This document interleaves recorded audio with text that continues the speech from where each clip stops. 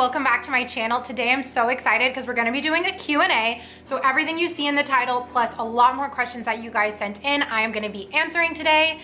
So excited. I have my little iced tea to get me through the video. I'm a little bit nervous to film this because I've never done a Q&A. To be honest, the reason I waited so long is because I was afraid nobody would ask me questions and I would feel like a big loser. But I got a lot of questions for you guys. I posted on my Instagram this morning. So we're gonna answer them. I'm gonna try and just go super fast and answer as many as I can. So this video is in honor of 10,000 subscribers. So thank you guys so much from the bottom of my heart for 10,000. Now that I'm filming this, I've already surpassed 11,000. So that's just so amazing. Every day I'm super grateful for this community that we're building. So to each and every one of you, I'm talking to you watching this video. Thank you so much for supporting me and for commenting, for messaging me, everything that you guys do. It means the world to me. So thank you so much. So before we get into the Q&A, I want to know from you guys, where are you from? I would really like to know, get a better idea of where my audience is from. And if you feel comfortable sharing your age, share your age in the comments as well so that I can get to know you guys a little better as well. So if I did not get to your question, hopefully I will get to it in another Q&A. Some of the ones that I don't answer, I'll also be answering just on my Instagram story. So make sure you're following me on Instagram if you want to participate in the next one or see more answers to questions. It's ZPRITX. I'll have it on the screen right here. But without further ado, let's get into the questions. All right, so this first question is one of the funniest ones. It's also the most tea question that I got, which is from Nicole. What are your thoughts / experience with millennial dating culture, online dating, ghosting, etc.? So this question really made me laugh. I feel like millennial dating culture, I feel like we give it this label that it's so much worse than before, but we need to remember that we've never experienced any other type of dating culture. So I don't believe it's that different. I just think we have different platforms now to be able to do it. Personally, I really like dating apps. I think that it's a cool way to meet people. I've only ever been on 3 dates from a dating app in my life, and I've only ever used Tinder. It's the only dating app I've ever used. And all of my Tinder dates were actually really great. One of them was on Exchange and it led to I wouldn't call that a relationship, but it led to a long-ish term thing. And a few others were just kind of a few dates that we went on. So great guys that I met on the app. I think it's a really cool way to meet people that are in different circles that you wouldn't otherwise come in contact with through school or through work. So I really like that. However, the ghosting thing is pretty bad, and I do feel like that is amplified by social media and texting because it's just way easier to disappear off the face of the earth, not answer texts, etc. However, I think the worst part about millennial dating culture is these games we play with texting, and the amount that it can drive us crazy. So if you're texting someone, but you also have them on Instagram and you can see that they're active on Instagram, but they're not answering your texts, you can just start to go crazy. And I think that's really bad for our mental health. It drives us crazy. But at the same time, it's also kind of the fun of dating. So I don't know. What are you guys' thoughts on millennial dating culture? Because I think that's a really good question. So to be honest, I was expecting to get more tea-filled questions, the usual, do you want babies? Do you want a marriage? Whatever. I didn't get any of those. So I don't know what that means. Maybe, I don't know. I don't know what that means. Okay, so now I want to talk about YouTube because I got a lot of questions about YouTube. So let's get into that. And like I said, I'm going to try and do rapid fire so I can answer as many questions as possible. So Alexandra asks, what do I think of YouTubers who quit their 9 to 5 to do only YouTube? So this used to really bother me, and after some reflection, I realized that it just comes from me being jealous because ever since I was a little kid, my dream was to be a YouTuber. So I was jealous of these girls who were able to make a very abundant full-time income off of YouTube. But now, having had my own channel and I think just being a bit more mature, I realized, first of all, YouTube is a job. The amount of work that goes into it is insane, and I don't think a lot of people realize that. So balancing that and a full-time job is just crazy. And the other thing is, as long as they are still producing content that adds value and that you enjoy watching, I really don't see a problem with it. There's definitely some YouTubers who don't have a full-time job who I'm just okay, I love your personality and I've been watching you since you were in high school, but all you do is hang out with your boyfriend and go shopping and get coffee, and I'm bored now. I want to see more. So one YouTuber who I think does not work 9 to 5 and does a fantastic job at like diversifying her content and still adding value is Natalie Barbu. And she has her own business. She just talks about all kinds of different things. She really integrates a lot into her videos, and I really appreciate that. And I think that can kind of compensate from that like lack of working, because what do we like, I'm tripping over my words, but anyways, I got my point across. So on that topic, Laura asked, do you dream of being a full-time YouTuber, being self-employed? So this is something that I didn't want to admit for a really long time, but I've now come to terms with, yes, that is absolutely a dream of mine. I would love to be able to do YouTube full-time with some other businesses on the side, such as growing my consulting business, having another skill such as, right now I'm doing SuccessFactors consulting, being able to do that as a contractor.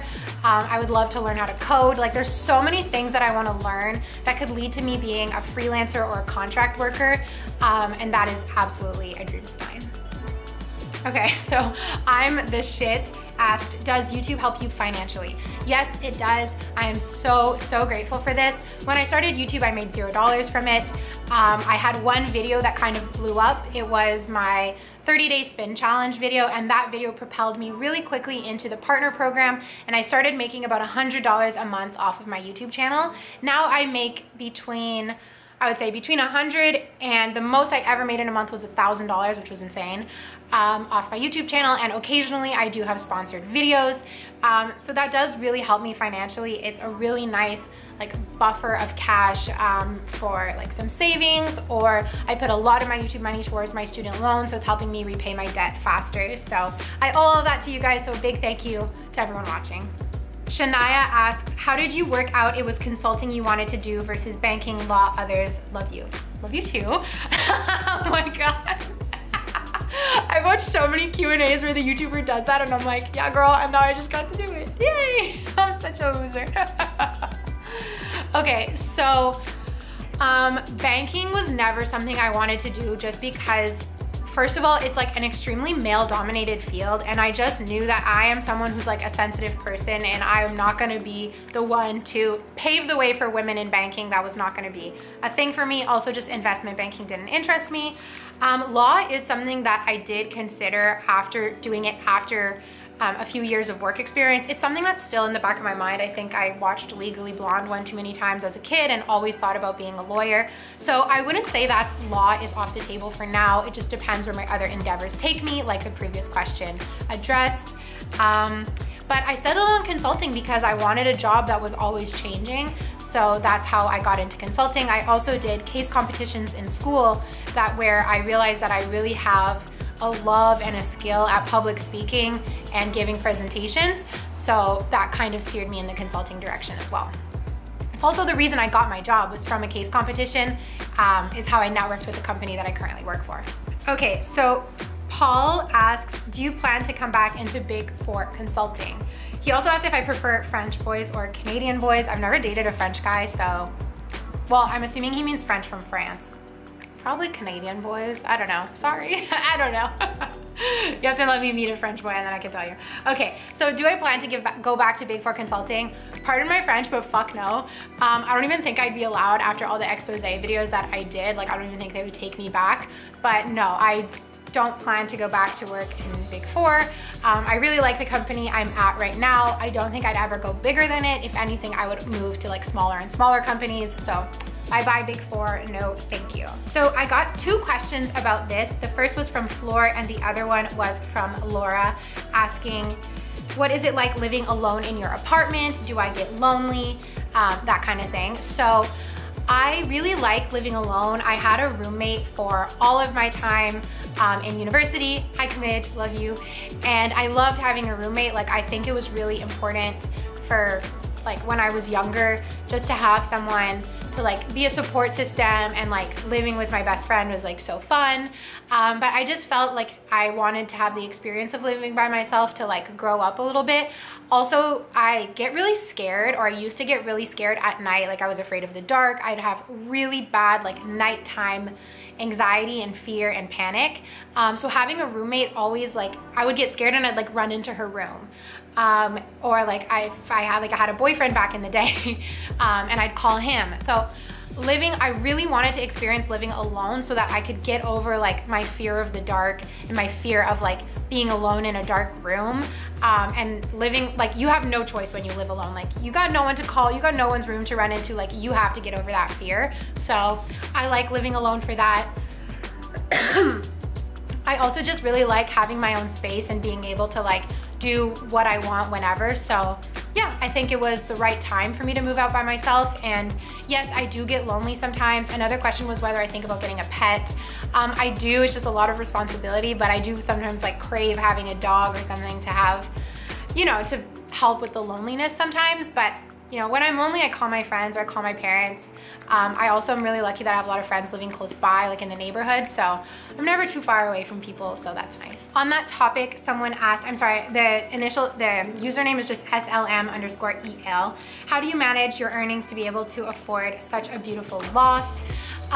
Thank you, I really love my apartment too. So I wouldn't say I necessarily manage my earnings in any specific way. I just know that my rent is very expensive, so I have to compensate by spending less in other areas.